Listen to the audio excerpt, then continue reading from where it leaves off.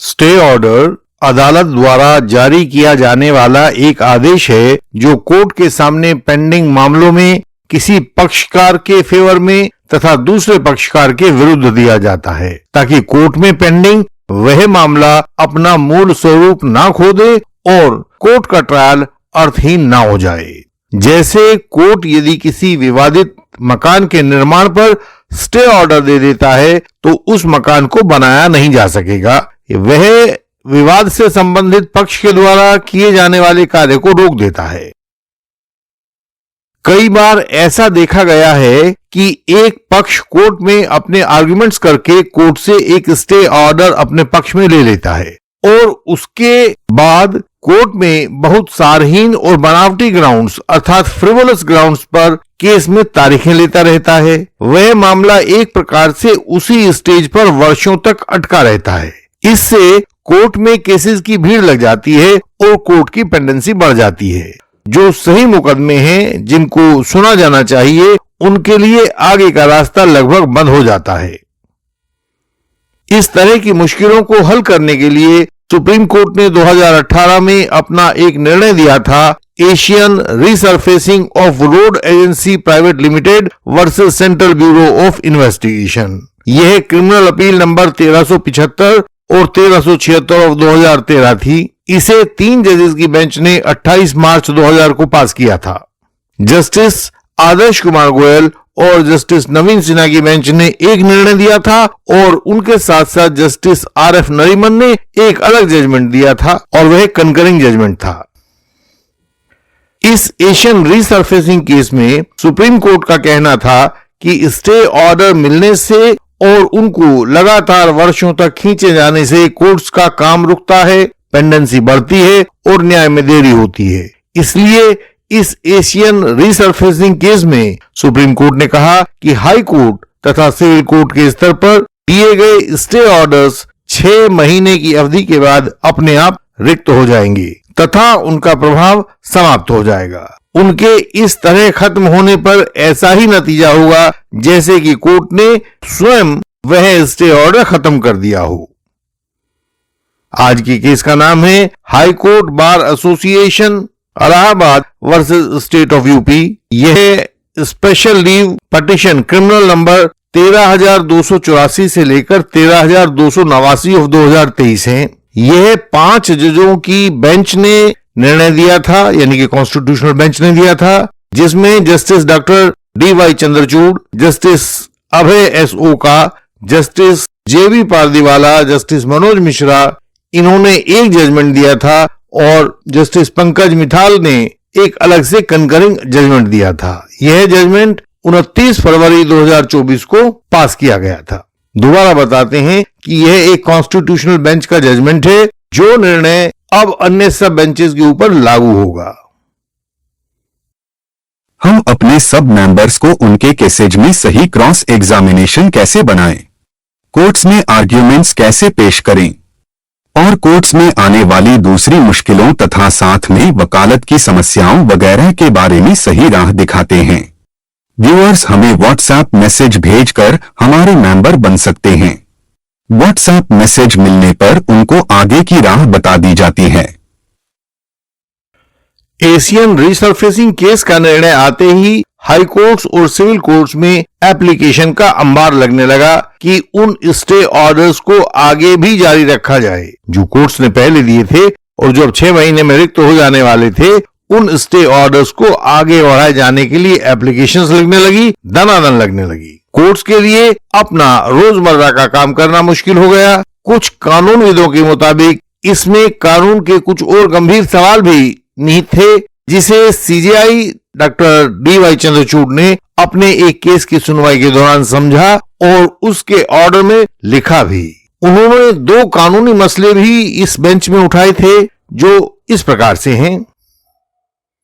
पहला सवाल जो इसमें निहित था वह था कि क्या आर्टिकल 142 ऑफ द कॉन्स्टिट्यूशन के तहत सुप्रीम कोर्ट को इस तरह के सभी स्टे ऑर्डर्स को ऑटोमेटिकली खत्म करने का अधिकार होता है। दूसरा सवाल था, क्या आर्टिकल 142 के तहत सुप्रीम कोर्ट को स्टे ऑर्डर्स वाले केसेस को डे टू डे सुनवाई पर लगाने के लिए हाई कोर्ट्स को निर्देश देने का अधिकार भी प्राप्त है। यानी कि एक तरह से ये दोनों बिंदु यह थे कि सुप्रीम कोर्ट के क्षेत्राधिकार में हाई कोर्ट्स को लेकर क्या क्या अधिकार शामिल हैं। तो आज के इस वर्तमान केस में, जिसे हम हाई कोर्ट बार एसोसिएशन वाला केस भी कह सकते हैं, इस केस में कॉन्स्टिट्यूशन बेंच ने कानून के कुछ बेहतरीन नियम बताए। उन्हें आप ध्यान से सुनिए और नोट कर लीजिए। वे न केवल स्टे ऑर्डर्स वाले केसेस में काम आने वाले हैं, बल्कि आपके सामान्य जीवन में जो भी कोर्ट प्रोसीडिंग्स होती हैं उनमें वे सब काम आएंगे। इस केस में सुप्रीम कोर्ट ने कहा कि सब संवैधानिक कोर्ट्स को, यानी कि सुप्रीम कोर्ट और हाई कोर्ट्स को, ट्रायल कोर्ट्स के लिए बिल्कुल स्पष्ट टाइमलाइन लागू नहीं करनी चाहिए कि इस केस को कितने समय में डिसाइड करना ही होगा। ग्रास रूट कोर्ट को, यानी कि जो सबसे निचले लेवल पे कोर्ट है, जो उस मामले को देख रही है, उस कोर्ट को यह सबसे बेहतर पता होता है कि किस केस में कितनी प्रायोरिटी दी जानी है। दूसरा पॉइंट बताया, सब पार्टीज को पूरा सुनने के बाद कोर्ट के द्वारा कानून के मुताबिक पास किया गया ऑर्डर केवल इस कारण खराब नहीं हो जाता है कि उसे पास किए हुए ज्यादा वक्त गुजर चुका है या 6 महीने से ज्यादा का वक्त हो चुका है। एक जुडिशियल ऑर्डर कभी पुराना नहीं पड़ता है।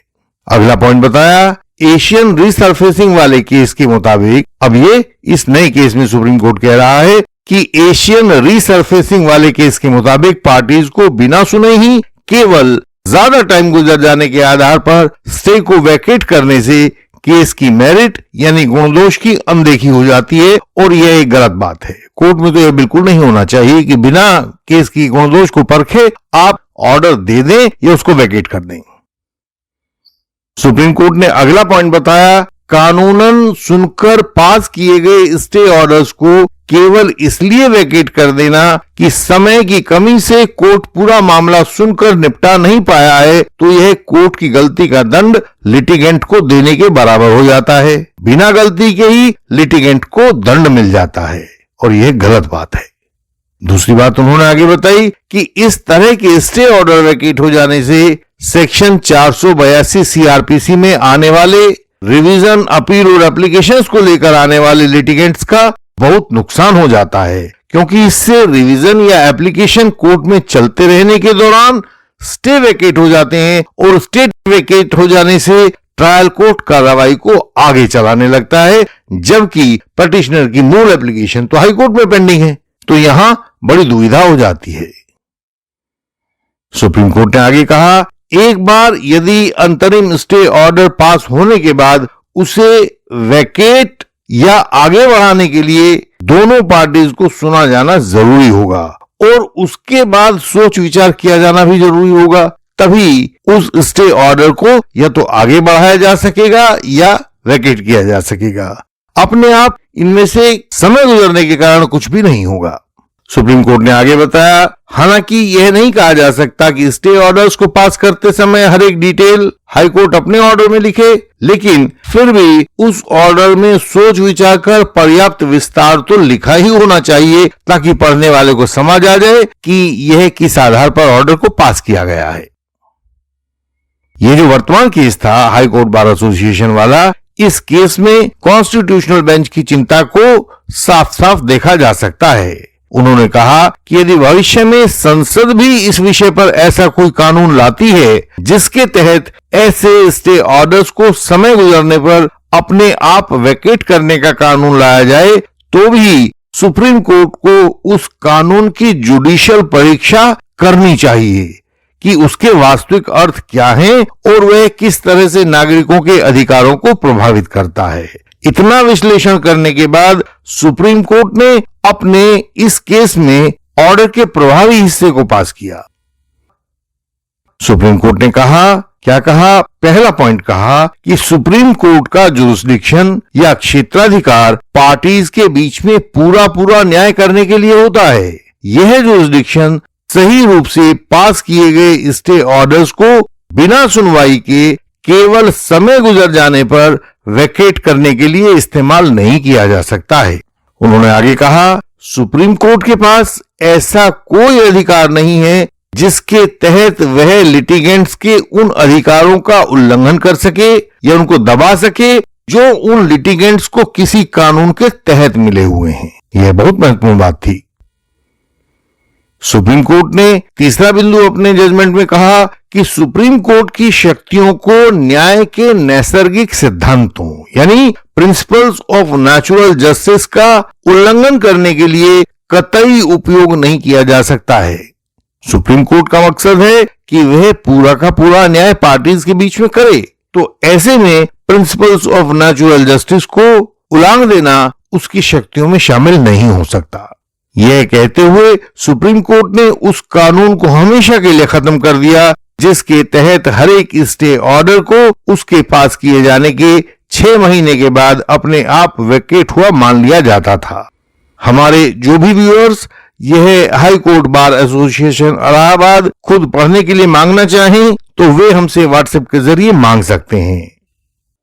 इंडियन लीगल सिस्टम उन लोगों को राह दिखाता है जो झूठे आधार पर कानूनी केसेस में फंसा दिए गए हैं। हम उन लोगों के केस पढ़कर समाधान समझाते हैं। कोई कानूनी अड़चन हो तो इंटेंसिव कंसल्टेशन के द्वारा उसको हल करते हैं। क्वॉशिंग और डिस्चार्ज के बारे में सही कानूनी स्थिति बताते हैं ताकि आपका समय और संसाधन नष्ट ना हो। आवश्यक होने पर हमारा अपराजेय क्रॉस एग्जामिनेशन तो होता ही है। कोई झूठा गवाह आपको अब परेशान न कर पाएगा। केवल क्रॉस के द्वारा ही ट्रायल जीता जा सकता है। जो क्रॉस ठीक से नहीं कर पाते हैं वे ट्रायल में हार जाते हैं और अपीलों में वर्षों तक चक्कर लगाते हैं। आप इस कानूनी प्रक्रिया के शिकंजे में ना फंसें। हमारी वेबसाइट है indianlegalsystem.org। इस पर सभी महत्वपूर्ण जानकारियां आपकी सरल भाषा में दी गई हैं। उन्हें पढ़ें और सीखें। आपका ज्ञान आपका हथियार है। इस चैनल की हर एक वीडियो में फॉल्स एलिगेशन से बचाव की युक्ति दी गई है, उसे देखें, वह आपकी सहायता करेगी। इस चैनल को लाइक करें, शेयर करें और सब्सक्राइब करें। बेल आइकन को प्रेस करें ताकि कोई नई वीडियो आपसे छूट न जाए। हम आपसे अगले वीडियो में फिर मिलेंगे। तब तक के लिए प्रणाम।